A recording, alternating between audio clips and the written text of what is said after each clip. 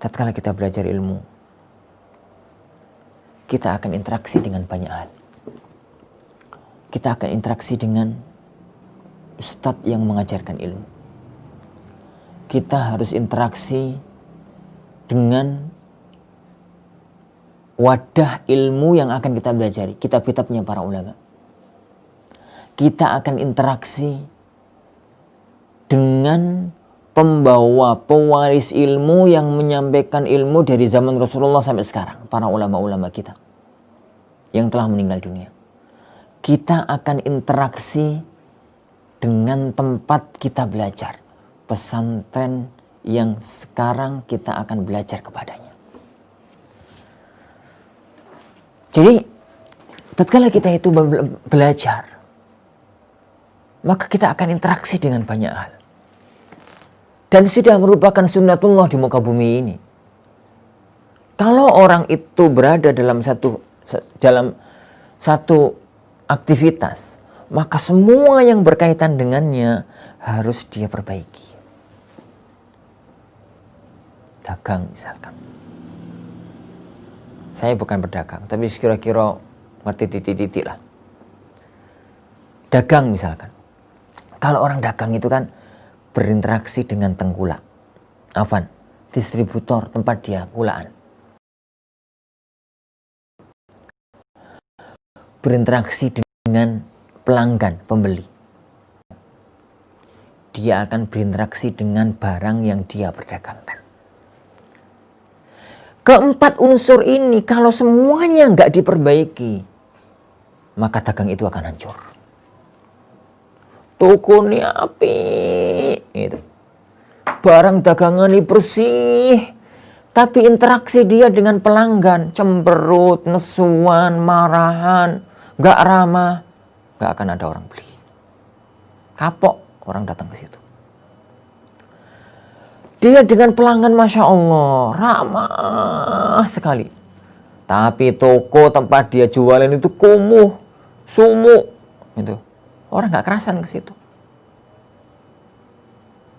Anggaplah semuanya iya. Tapi kemudian dia interaksi dengan jadi distributor. Tempat dia kulaan, nggak beres. Ya nggak akan ada orang yang mau dia beli darinya. Nggak akan ada orang yang mau dia kulaan darinya. Jadi semuanya.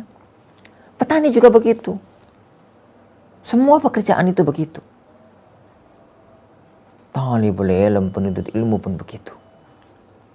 Talibul ilm, penuntut ilmu juga begitu. Dia akan interaksi dengan kitabnya. Kitab itu ditulis oleh para ulama. Dia harus berinteraksi dengan para ulama yang dia mewarisi ilmu dari mereka. Dia akan interaksi dengan yang mengajarkan ilmu, para ustadz-ustadznya. Dia akan interaksi dengan pesantren tempat dia belajar. Maka jaga adab, tata krama, sopan santun, ketawaduan, tepo seliro dengan mereka semua. Terutama kepada interaksi langsung, kepada para asatidz, kepada para ustadznya. Penuhlah dengan adab, penuhlah dengan kesantunan, penuhlah dengan menghormati. Perhatikan bagaimana orang itu interaksi dengan kitabnya. Dan bagaimana dia bermuamalah dengan para ulama-ulamanya. Dan dengan pesantren tempat dia belajar. Tidak punya banyak waktu saya harus menyampaikan ini terperinci. InsyaAllah subhanahu wa ta'ala.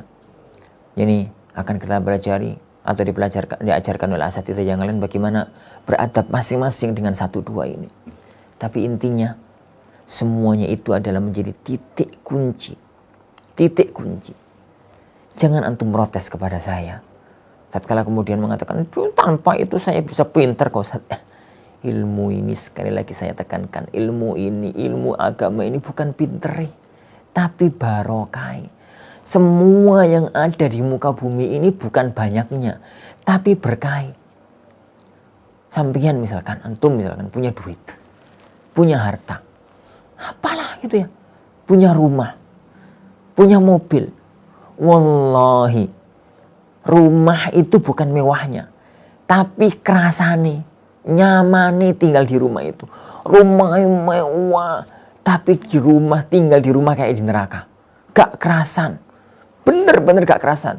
Dia milih tidur di pinggir embong, tidur di pinggir sawah, tidur di pinggir kali, daripada tidur rumah. Untuk apa rumahnya dia yang mewah?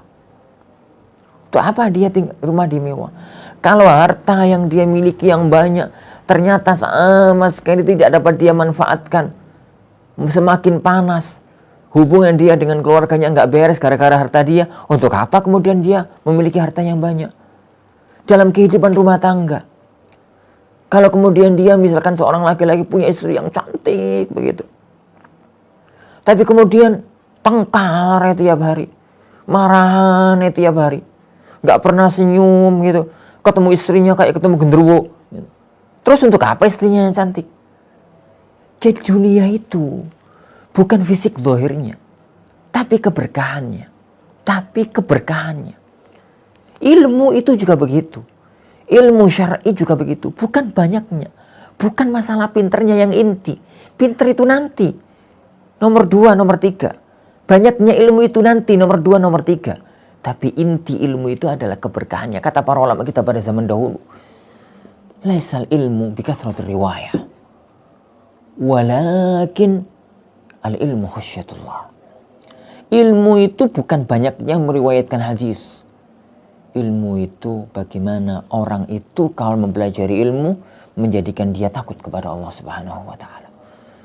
Menjadikan dia kemudian tawadhu, takut kepada Allah Subhanahu wa taala. Para ikhwah yang dimuliakan Allah Subhanahu wa taala. Lah, keberkahan ilmu itu didapatkan salah satu unsur utamanya dengan adab. Dengan adab. Adab kepada kitabnya. Adab kepada ilmunya, adab kepada para ulama yang dia warisi ilmu darinya, dan adab kepada asatidzah yang mengajarkan ilmu kepadanya, serta adab, kesantunan, kesopanan, penuh hormat kepada pesantren tempat dia belajar.